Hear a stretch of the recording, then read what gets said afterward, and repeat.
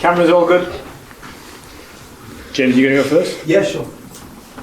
Go for it. Been a really tough way to not lose the series but lose the Ashes, and a lot of people, England fans, are wondering, should there be a reserve day? Is there a way around this, or is this just a freak event in terms of the weather? What do you think? Yeah, well, first and foremost, obviously it's a tough way to not be able to get the urn back, but in terms of saying there should be reserve days, I probably wouldn't be on that side saying there should be. Why not? Well, Test cricket is 5 days.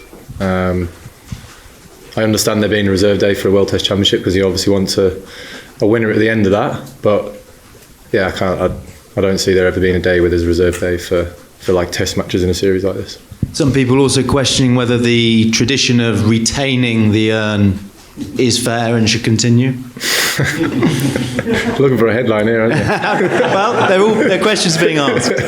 Look, that's always been the way it is. It is what it is. You know, like we know we can't get it back. We know all we can do is draw these series, and that's sort of obviously what we'll be trying to do. Looking ahead to the Oval then, how determined are you? How important is it for you to prevent Australia winning this series? Yeah, very similar to 2019. We had to go to the Oval to win that, to draw the series. For us, obviously we'll have to get over this disappointment, today, and then focus on that game, because obviously it is a massive game for us, and 2-2 sounds a lot better than 3-1. Rory, go ahead, please. And you've played plenty of Ashes cricket before. Just wondered, looking around the dressing room today when you knew you weren't going to get the chance to lift the urn this summer, how that left you feeling, really, and what your emotions were? It was pretty tough. I changed my position in the changing room so much today. Just said if I watch the rain it will go, then it didn't go. Went to the back of the dressing room to watch the golf thinking it might go, turned my back, still there. Actually the last 20 minutes was the most frustrating, because I'm not sure why we were still waiting for the play to start. I think we probably could have shook hands about half an hour before, but just frustrating day when obviously the weather sort of dictates the outcome of a game, but shame. And you said after Lords that the job was pretty clear. It was 3 wins that everyone seemed to row in hard behind that must-win mentality. Is it going to be easy to get the guys up to the level they were at the first 3 days here when you head to the Oval, or is there going to be a natural sort of gut punch about not being able to get over the line here? No, I think it's going to be. I think what we've done, the mentality and the mindset that we have within the dressing room is that is it. It's go out and win. Go back to the New Zealand series, go back to the Pakistan series. We could have taken it easy in that last game knowing we won the series, but we didn't. We still went out there with the exact same mentality and how we wanted to play the cricket, even though we'd already won the series. And every time we walk out to the field, that's all I encourage the players to do, is just concentrate on what you need to do as an individual to influence the game in the right way. And if it doesn't happen, you've still got another opportunity to do that on a different day or a different session. So everything that we do as players is to try and just be as positive, and hopefully everything we do results in a win for England. We'll take questions to our right. Malik, Mel, Stefan and Will. Hi Ben. Obviously the disappointment of not being able to win back the Ashes, but is there also disappointment at missing out on what next week could have been in terms of an occasion and the big picture stuff around what that decider might have done for Test cricket in this country? I think it would have elevated everything that the series has already done for Test cricket, especially in England. But I think what we've managed to do up until today anyway has done wonders for cricket in England. I think we'll still have the support that we have done throughout the series next week.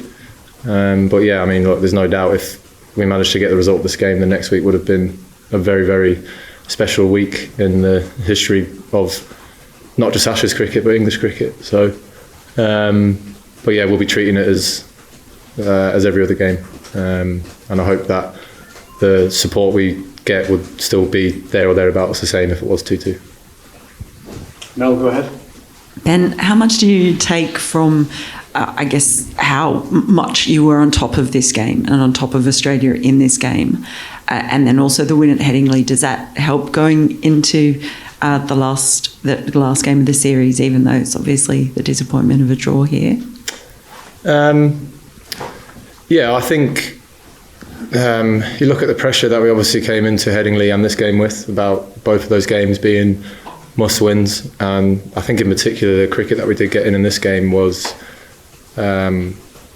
potentially maybe an opportunity for a team to play it safe and just wait and see what the outcome of a game might be, but we didn't do that. We won the toss, bowled Australia up 320, got 570 and at 5.5 runs and over, and then took 5 Australian wickets, and then the rain came. So we definitely didn't shy away from what we needed to do. We're always putting our front foot forward and just tried to press the game as hard as we possibly could.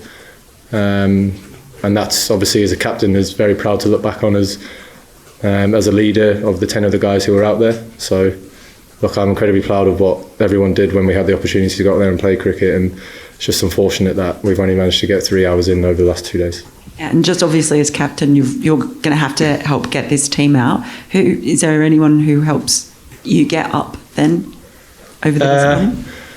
No, I managed to get myself up, actually, to be honest. It's an incredible honour to be able to lead this team. And said in the dressing room before that, you know, the rewards for your work isn't what you get, it's actually what you become. And I think what we've managed to become is a team that people will remember. I said that well before the series started, that I want our team to play a game and try and play a brand of cricket that people will always talk about. And I think regardless of how the series end up, people will always talk about us. So for me, being the leader of this certain type of cricket, and to be able to actually sit here and say that we've achieved that over the last 18 months is something that I find very easy to be able to get out of bed and go out and play cricket. Stefan, go ahead. Ben, obviously massively frustrating that you played so well this week and were denied the chance to level the series by the rain, but is it a bigger disappointment that you found yourselves 2-0 down in the first place and left yourself such a big job over the last 3 tests? No, not really. Will, and then we'll go John Etheridge, Dan Brettin and Simon. Ben, it's been a while since you drew a game. I think you were trying quite hard to eliminate that from Test cricket. Is it still just as grim a feeling to draw games? Yeah, I think this is first draw, isn't it, for us so far? Yeah, so it's no fault of our own. So try and take the positive out of everything, to be honest. But look, we did literally everything that we possibly could, and yeah, just sometimes the mother cricket and, well, I was about to say weather cricket there, but it doesn't make sense, but the weather just didn't help us. Like, we can't change that. It's just unfortunate. It's a tough pill to swallow, knowing that that's obviously been the reason why we sit here with the draw, but well, we've done everything we possibly could in the hours of play that we managed to get. After a start, we were completely and utterly dominant throughout the hours of play we had. So yeah, it's a shame, but oh well. Could I just get a quick kind of health update? Is everyone? Do you expect to be able to name an unchanged squad? Is Chris Wokes all right? With the suggestion he was a bit stiff yesterday. It's always a question when few people are around at the end of a game that gets asked, and probably always get the same answer. See you tomorrow. Okay, let's go to John. Ben, do you think 2-1 is a fair reflection of the way the series has played out so far? Do you think Australia have been the better team? Well, I think if this game went without rain, we probably would have been favourites to be sat here 2-2. Quite a hard question to answer, I think. A lot of people might say you've actually been the better team if you dominated the series a large parts and find yourself 2-1 down.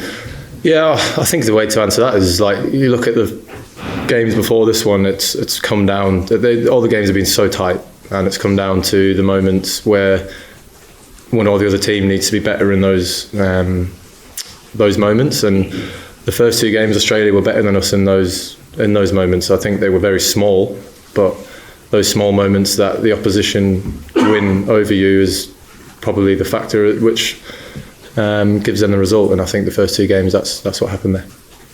We'll finish off with one each with Simon, Scott, Mike Walters, and then Dan Bretton to finish. Hi. You lost the first couple of games of the series, and obviously you'll have experienced defeat many times in your career. How does drawing a game that you've dominated compare as a feeling to the defeat that you've had to deal with?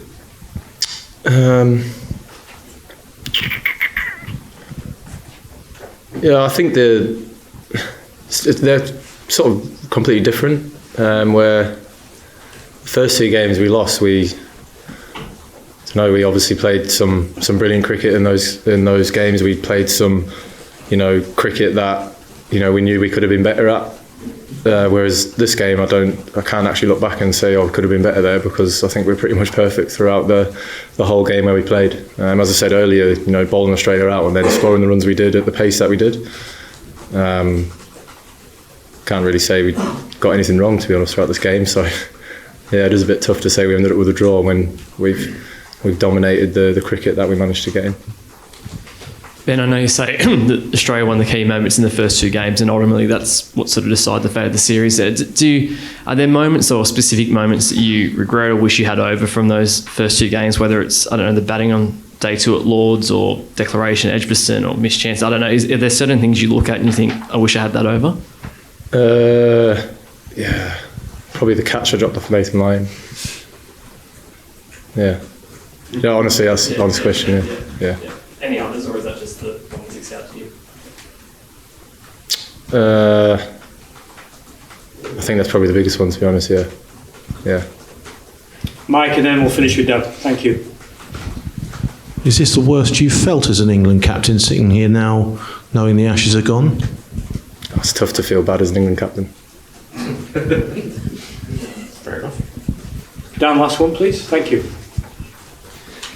Ben asked Pat before about Mark Wood's contribution to the series. Can you just talk about his contribution from your perspective and how that's, I suppose, added strings to your bow these last couple of games? And I suppose on the back of that, it was obviously touch and go whether he could play in the first or the second test. Sort of how close he came.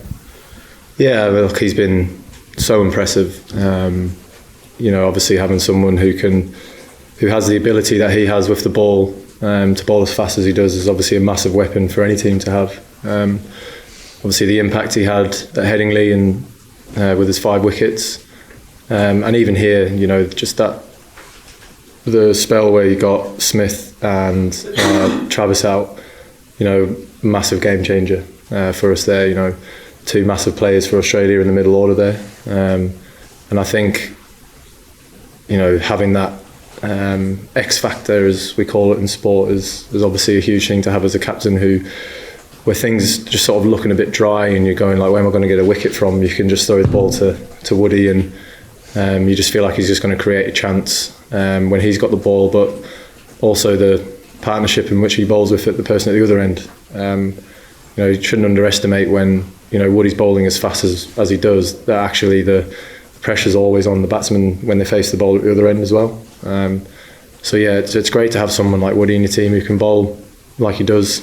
You can use him in many different ways. Bowling short, when the ball's swinging, bowling at 95 mile an hour conventional swing's tough, and then we managed to get a little bit of reverse swing yesterday actually, and so yeah, he's just great to have. And look, I think as well, when someone puts their body through what Woody does every single time he bowls a ball, it's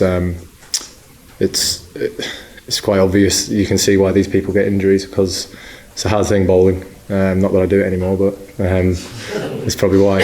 But yeah, he's just been incredible. He's great in the dressing room. He's brilliant to have around. He's just a constant ball of energy. But he would run through a brick wall for this team.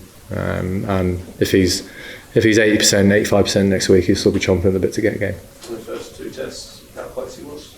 Look, I think we played it really well with Woody. We could have potentially played him in the second game, but I think the risk v reward was favoured towards the risk if we were to ask him to go through that. So look, when you get 2 games out of Woody like he has done in the series so far, you look back and say he probably made the right call, because you'd rather have him for longer than risk him in 1 game and then lose him for the rest of the series. Brilliant, thanks. Cheers. Cheers.